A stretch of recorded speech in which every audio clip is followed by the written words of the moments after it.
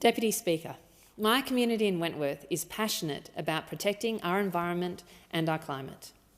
And one of the areas which they are deeply concerned about is native forest logging, an unsustainable and uneconomic practice that is hindering our efforts to tackle climate change and is putting national treasures like the koala at risk. Every year, Australia logs around 2% of our native forests. This deprives our country and our planet of a powerful carbon sink. Forestry experts estimate that it also generates emissions of around 15 megatons annually, roughly equivalent to the emissions needed annually to reduce Australia's 43 emission reduction target. Cutting down trees is not good climate policy, Deputy Speaker, and it needs to stop.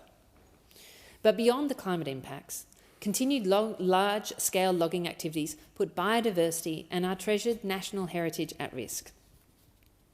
Australia already has the shameful accolade of being the mammal extinction capital of the world, and if we continue to destroy our native forests, we will lose national treasures like the koala and the great glider forever.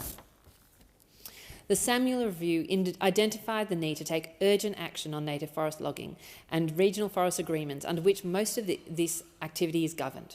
I support such action. And the good news is that we can do this in a way that also benefits our economy.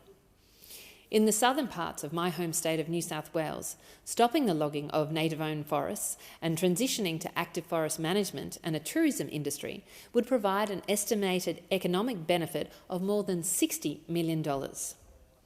I am therefore delighted to see the government commit at COP27 to a global partnership to halt deforestation, but this pledge must be followed by action. That means developing a national plan to end native forest logging. It means working with state and territory counterparts to put in place programs that provide employment opportunities in forest management and tourism that ensure nobody is left behind as part of this transition. And it means ending the counting of forest biomass as a source of renewable energy, because this destroys carbon sinks and generates emissions in the process.